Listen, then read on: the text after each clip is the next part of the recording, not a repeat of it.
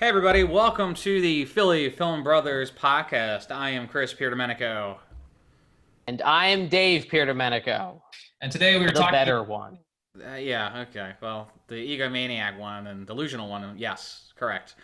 Today we're going to be talking about the latest in the X-Men series, very possibly the last X-Men movie of the Fox 20th Century Fox franchise, a franchise that has now spanned 20 years, so even longer than the Marvel Cinematic Universe, which is pretty crazy. There's only 13 movies, though, because they weren't pumping them out like 3 a year. Yeah. The difference is most of the MCU movie, like, you had a couple duds, but the MCU movies for the most part had very high quality. The Fox X-Men series has been very hit and miss. You've had some classics. They've had their Oscar nominated ones like Logan, and then they've had like X-Men Origins Wolverine. So That's about the spectrum. The very top. And then they've had the very bottom. And it's funny because it was in the same trilogy, really, because Yeah, that is a trilogy that does not flow. It gets better. But there are very few trilogies you can say that have. But alas, we are not here to discuss Wolverine. No, we are not. We are here to talk about the New Mutants. So, just a little disclaimer: we did see this movie in the theater. We were able to go to a theater that allowed us to socially distance ourselves from each other. It was a pretty empty theater. You know, what I will say is, don't put yourself at risk if you're not able to safely socially distance yourself. It's obviously a call you have to make. We don't encourage you to see this film unless you're able to do it safely. If you're gonna go, I really recommend try to go at a time that no one's gonna be there. That helps too. Sure. But yeah, no, I was happy that we were able to do that, and support the theater and also keep ourselves safe and be responsible. We wore masks and everything. Very different theater experience, I have to say. It was definitely very surreal being back in the theater after all this time. I missed it. There's a magic to it. As you guys know, I set up a home theater in my garage, but even that, as awesome as it is, it can't compare to like the giant movie theater screen. Sure, absolutely.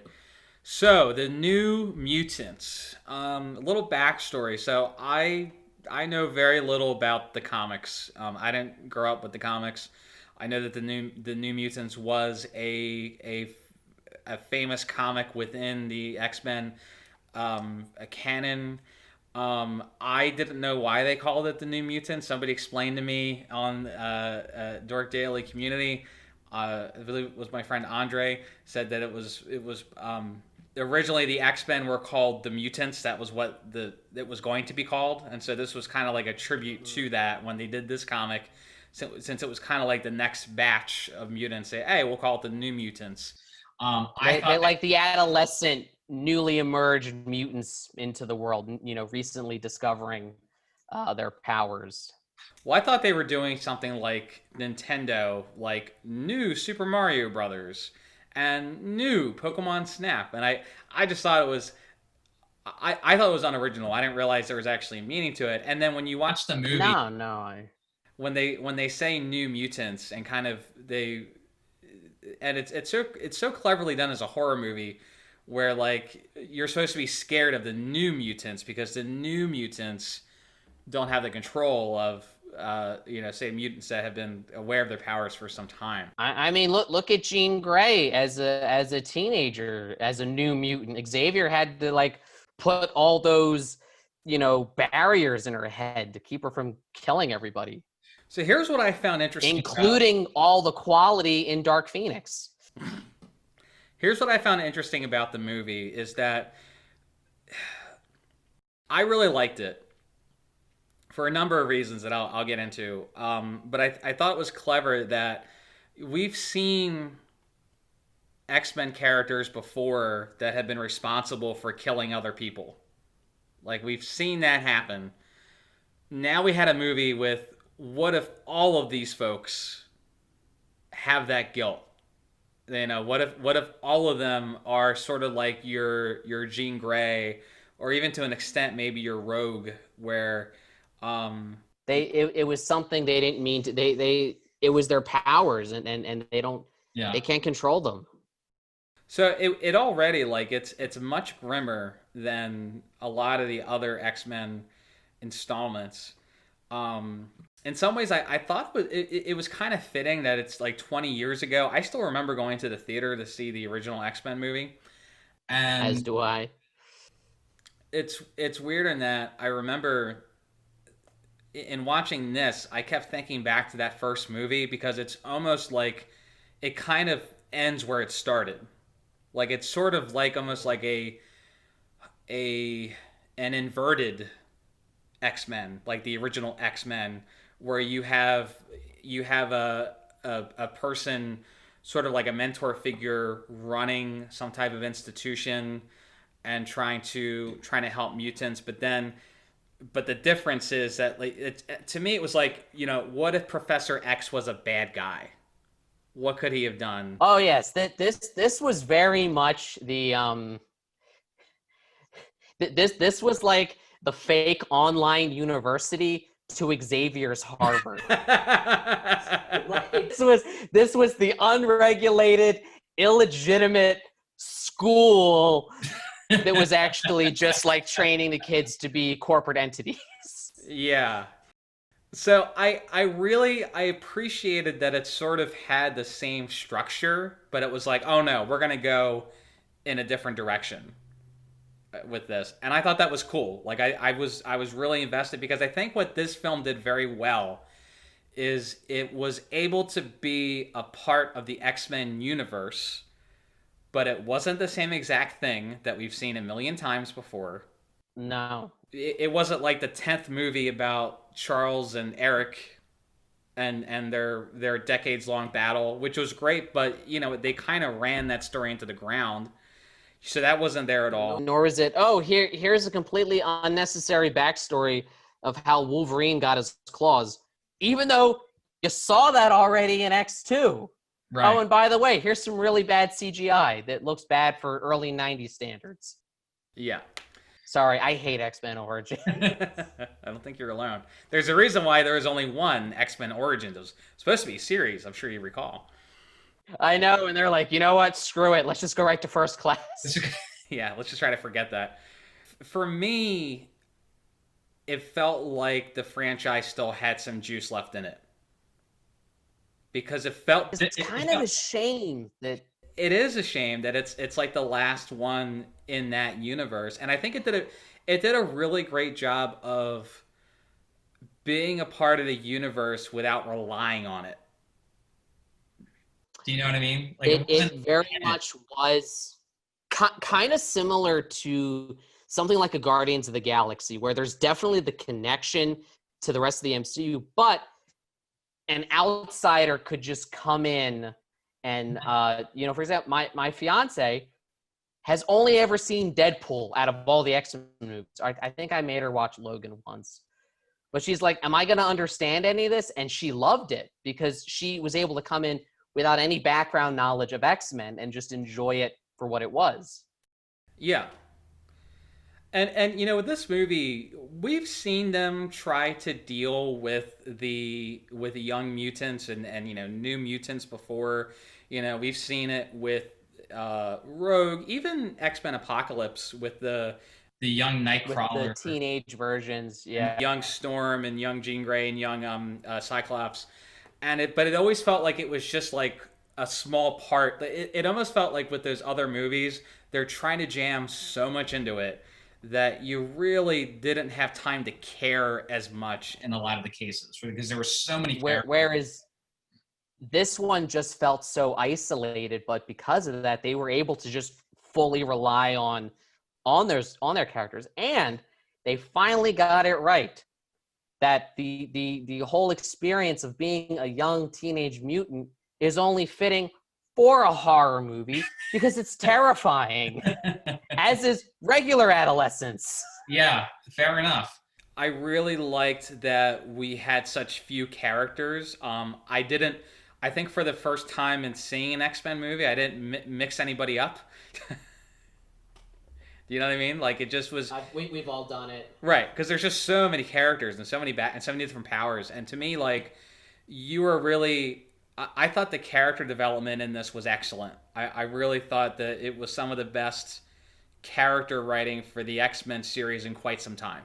I would agree with that. You know, I To be clear, I'm not including like Logan. You know, that's really more of a solo type movie. But I'm saying as far as like a team movie.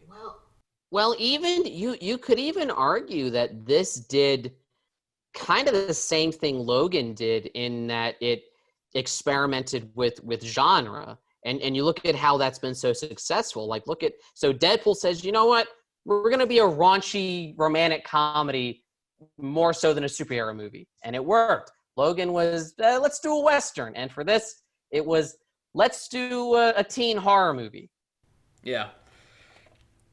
There were definitely moments. I love the scene where they what do? They make their doctor go to sleep. They put something in their coffee and then they almost do like a tribute to the Breakfast Club where they're kind of dancing around the they're just goofing off. And so to me, I really thought it was clever to do a John Hughes movie in there a little bit, and have some horror elements. Now, how did you? I know you're nowhere near the horror fan that I am.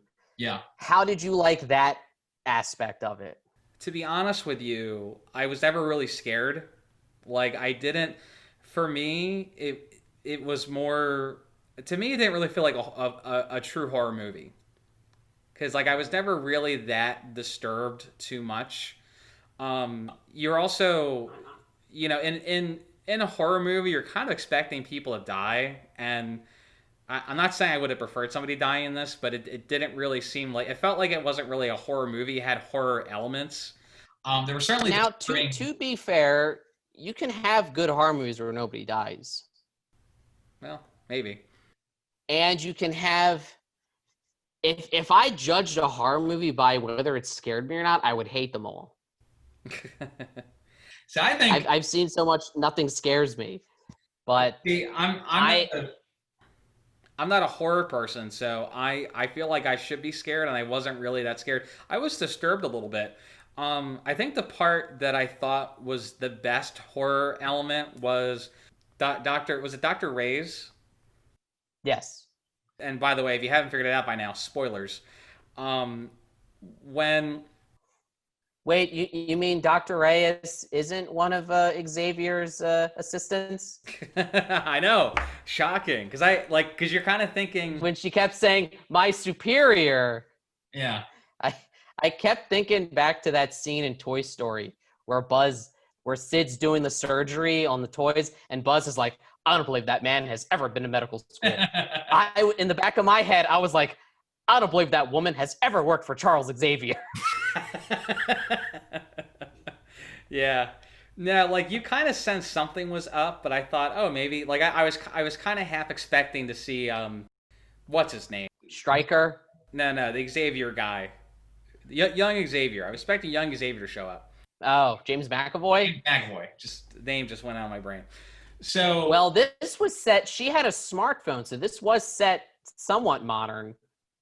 Well, the timeline. And the Logan connection makes it kind of more modern. True. So I guess it would have made sense to have a Patrick Stewart if you were going to have anybody.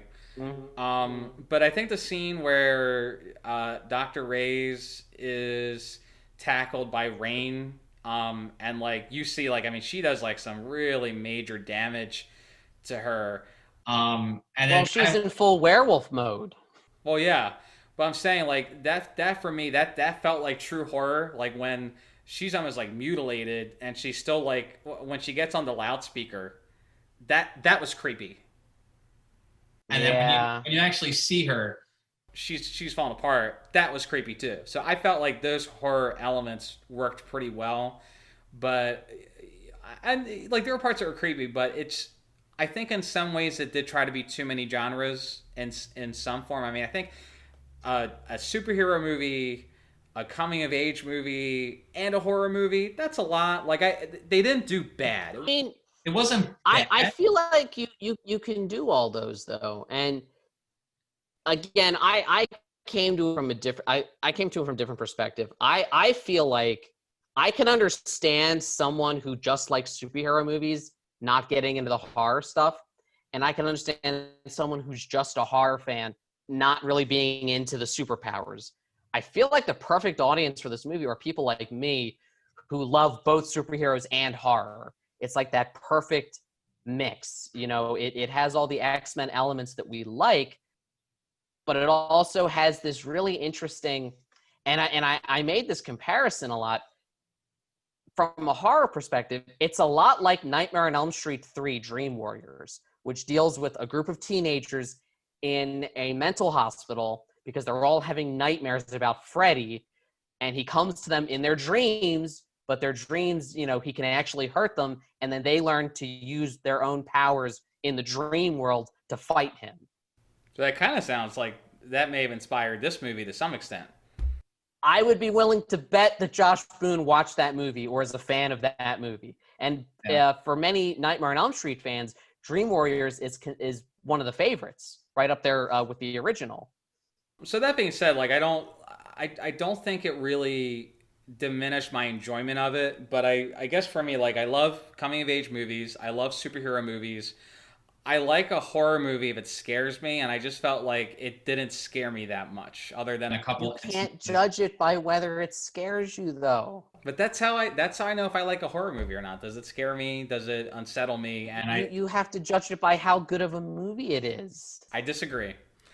But moving on, there were two other things that bothered me about the movie a little bit. And again, these like you have to understand, I came in with very low expectations. After Dark Phoenix, I'm like, I kind of. As long as it was better than that, I was going to be satisfied. And I think we were just so excited to go to a theater again. Yeah. Well, you know, you have Days of Future Past, which is like right here. And then you had Apocalypse. And then you had Logan. And then you had Dark Phoenix. And it's just such a roller coaster in quality.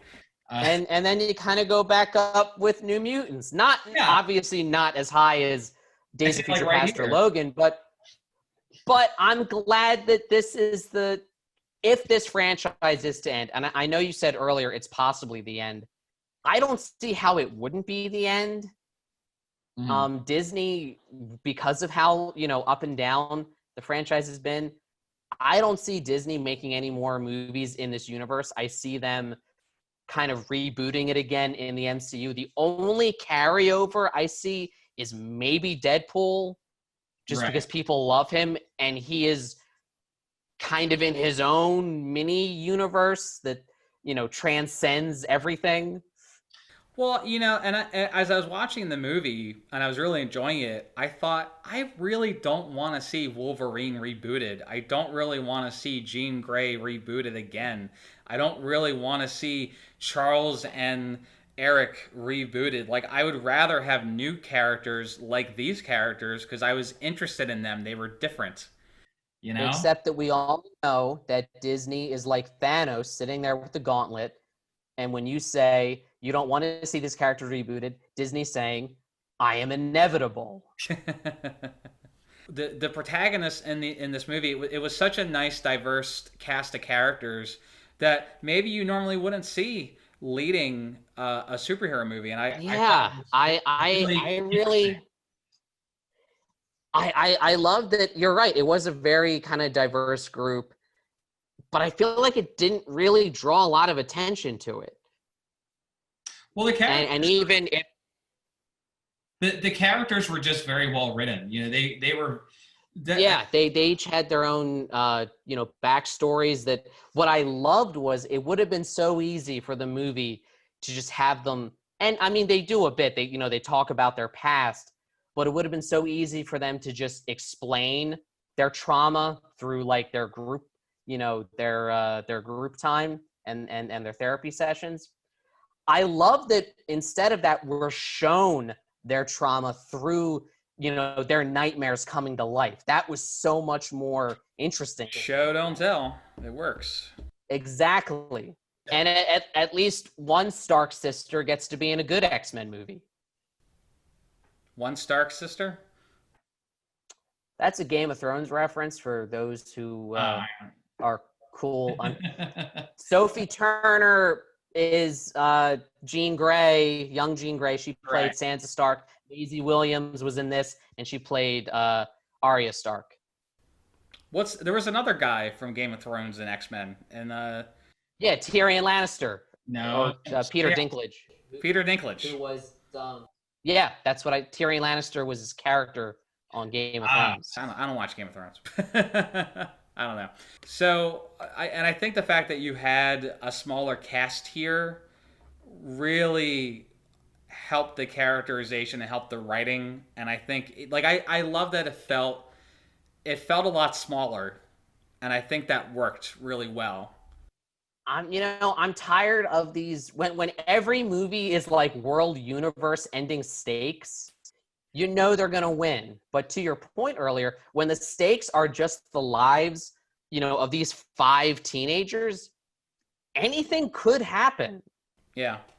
I mean, how many of the X-Men movies was, and even some of the Marvel movies, is some bad guy is shooting colorful energy that's going to destroy the world, and it just... And there was no Skybeam. They traded it for a giant bear. Giant bear. What other movie does that? So my other complaint about the movie, I don't know if you agree, but the CGI I didn't think was great. I think the CGI felt a little fake. It was definitely more cartoonish. Yeah. I know they did reshoots. I know that, they probably would, with their budget, it probably went to reshoots and maybe they weren't able to, do more, rendering I'm not that I'm a visual effects artist I just know rendering is a buzz term. But I'll say this, it still looked better than X-Men Origins Wolverine. That's the lowest bar you can have, man. With the fakest metal claws ever it would have looked better if they just gave Hugh Jackman like paper towel roll, like the cardboard rolls from paper towels, and wrapped him in tinfoil. That would have looked better. It looked like a PlayStation 2 cutscene. Not even that. It looked like a PlayStation 1 cutscene. Yeah. So I mean, I get what you're saying. What I did like is I think it could almost get away with it because the things that they were, the things that were CGI weren't meant to be real. They were like part of the dream and the fear kind of materializing. And when Ileana is in like her full, I'm just going to call it her Super Saiyan mode. I don't know what it was called, but I got the sense that, that was not meant to be real. That was meant to be like another world almost. Like the way she would open the portal and jump in. Yeah. Did we see that character in another X-Men movie? I feel like we did, with the blade that like lights up. I feel like we saw that somewhere. Okay, so you said that at the beginning of this you didn't mix anybody up, but you just did. You are thinking of Psylocke, played by Olivia Munn in X-Men Apocalypse. Okay, and this was not Psylocke, because they didn't use their superhero names in this. So I know sometimes... No. But Psylocke was not... Psylocke didn't have a really fake Russian accent. Well, they change. Sometimes the way the characters speak changes. Which is my only other complaint. I love the movie, but what's his name? Sam, the Kentucky kid, and Ileana. Whenever the two of them talked, it was like a game of who can have the worst fake accent. Because she sounded like, I don't know, she sounded like she had just watched she sounded like she had just watched Jennifer Lawrence in Red Sparrow, and he sounded like he had just watched an ad for Kentucky Fried Chicken. I can't. I mean, I like the movie, so I know those are nitpicks, but those are like the only things that I can really. I know that a lot of people were saying that it doesn't live up to the hype and it was just okay, but I feel like that's not fair to the movie that it got delayed 2.5 years, and that we've been waiting 2.5 years and building. I think Dan Merle made probably my favorite comment about it. He said, New Mutants was kind of like waiting 3 hours at a drive-thru at McDonald's. So when you finally got your food, you were so excited because it had been 3 hours, but you're like, oh, it's just I've been waiting 3 hours, and it's McDonald's. I I disagree. like it's okay, I like it, but it wasn't maybe worth waiting 3 hours for. Sure. I thought it was better than McDonald's. I thought I did. And I mean, how many times? I just thought that was a funny analogy. No, it is a funny analogy. I thought like is it not doing well in the review? I didn't bother reading a review, or is it just like okay? I mostly just read headlines, and a lot of the reviews were saying that it was just it's okay, it's generic. Which I mean, I kind of get what they're saying, but I also think that you can't judge it by the hype. And, no, it doesn't live up to the hype of waiting 2.5 years, but it shouldn't have to, and that's not fair to the movie to expect it to, because what could? Yeah, and maybe for me, I went in with no expectations because I guess for whatever reason, I guess because they were kind of made around the same time, I always associated this with Dark Phoenix. As sort of like, and they this could is not be more different. It could not be more different, but I kind of saw it as like, oh, this is kind of the leftover films of 20th Century Fox after the deal. Like you know what I mean? Like I had very low expectations. Which technically isn't wrong. It's true. It just happens to be. I mean, really, the only thing you're right that this franchise has had amazing highs and spectacularly terrible lows. The only regret I have from it, being over is we came this close to getting Mr. Sinister, who was one of my favorite villains when I used to watch the show in the 90s as a kid. I loved Sinister. I always thought he was way creepier than Apocalypse. And in the post-credit scene of Apocalypse, they hint at him with the Essex Corporation. And then in this movie, Dr. Reyes is working for the Essex Corporation. And I read originally they were going to have a post-credit scene for this movie with John Hamm as Sinister, and then he was going to be the next big villain. But we'll never get that now. Well, we don't know. We could. I mean, it's possible they may continue this. As director Krennic said in Rogue One, we were this close to greatness. We were this close to getting Sinister. But I mean, what a difference between this and Dark Phoenix, just in the quality of. I mean, Dark Phoenix was like a bad McDonald's. You know what I mean? Dark Phoenix was like that when you go to McDonald's and you tell them to make it plain, but there's like onions and pickles on it, and then you take it back and you're like, what is this? And then the person's just like, I don't know, eat it. It reminds me of that scene from the Clerks cartoon. And if you remember. But that aside, I felt like this really had a lot of. It almost shouldn't even be related to Dark Phoenix because the quality was so much different. As I said, I had low expectations, so I think that's why I enjoyed it so much. And I mean, how often do you see the lead of the movie be an openly gay character? And it's like it just was so it was very normalized in this. And even in all the marketing for it, if this, which is surprising, is Disney has done this before, like with Beauty and the Beast or with Rise of Skywalker, they make a big deal in the press about how, this movie has a gay character, and it's only like one brief scene where they kiss somebody, and it's like a very minor character. And it's like it feels like Disney it's is, It feels like it's shoehorned in. yeah, and it feels like Disney in the press, they're talking it up like it's like the main focus of the movie because they're trying to go for like brownie points with pop culture, like, oh, look at us, look at us. This movie, you're right, it's the main character and another, like, almost main character, and it just sort of is, yeah, it's just a which I feel like is the most progressive way to do it. It's yeah. not treated as unusual or special. It's just treated as this is a normal thing.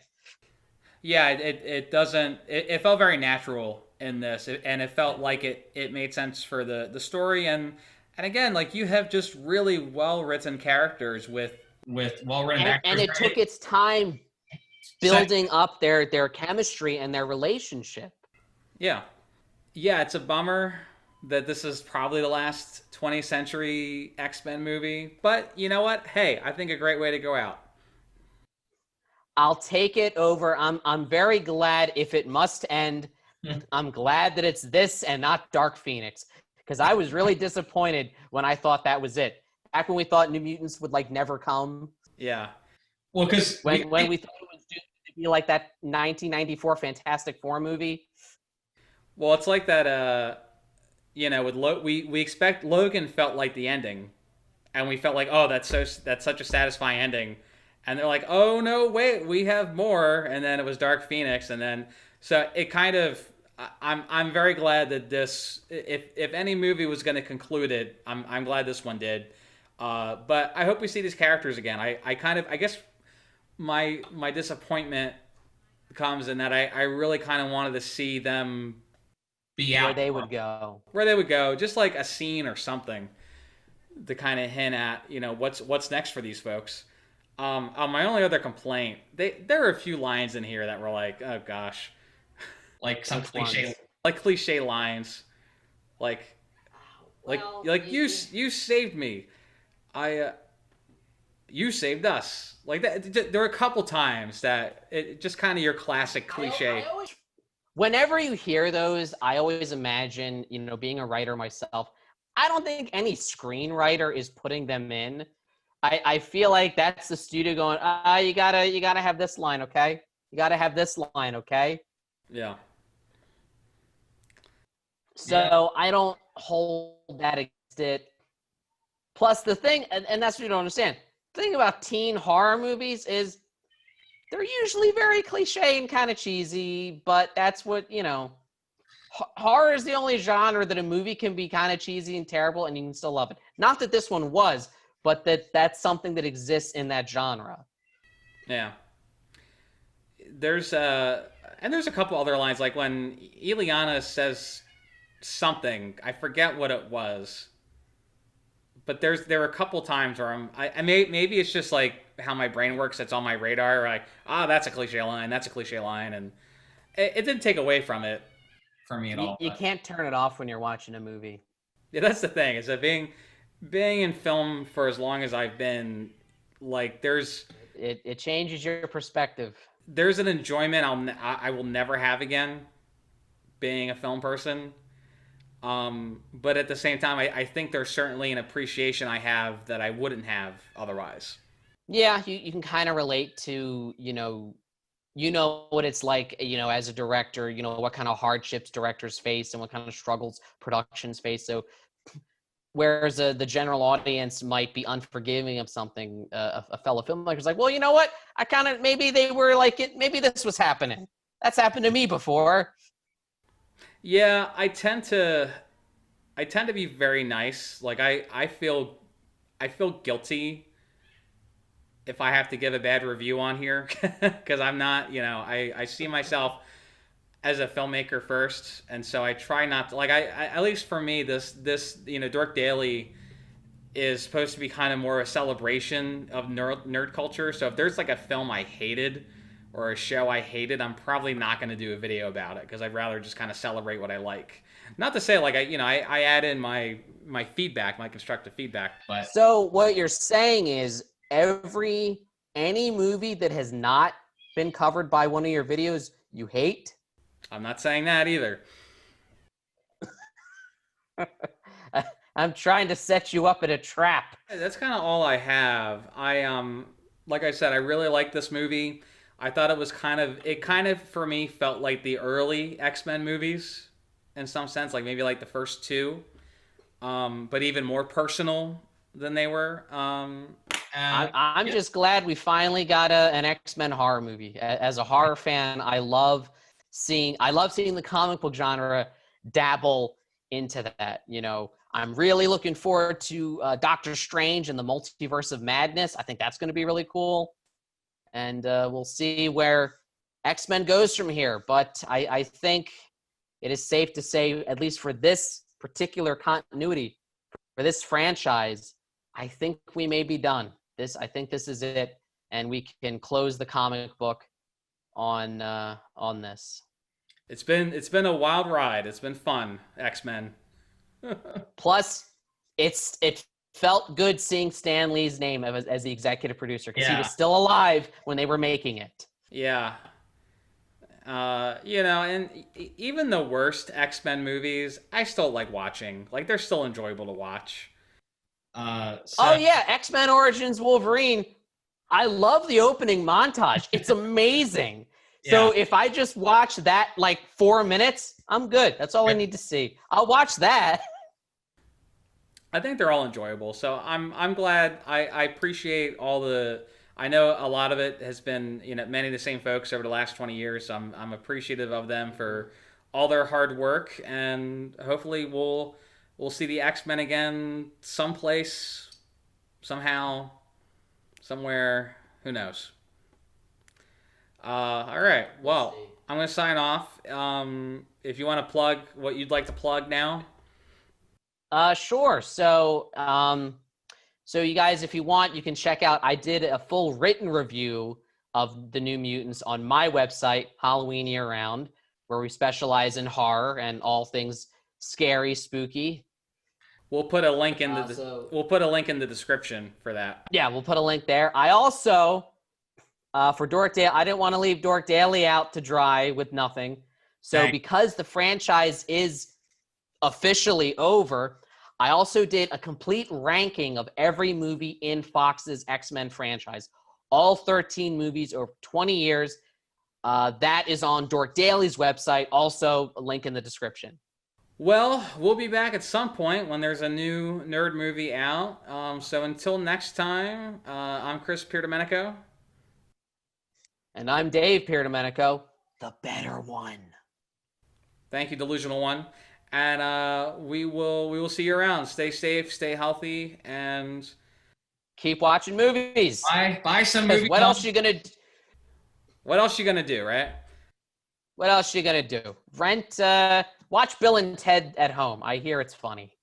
Yeah, maybe we'll do that one. But yeah, buy some movies on video on demand. Support your local, not your local filmmakers. Support your filmmakers. But just your independent filmmakers. Rent their movies. There's just because we're all stuck inside doesn't mean that there's nothing to watch, because there's a lot. There will never be enough to watch. So exactly. Anyway, we'll see you around. Take care.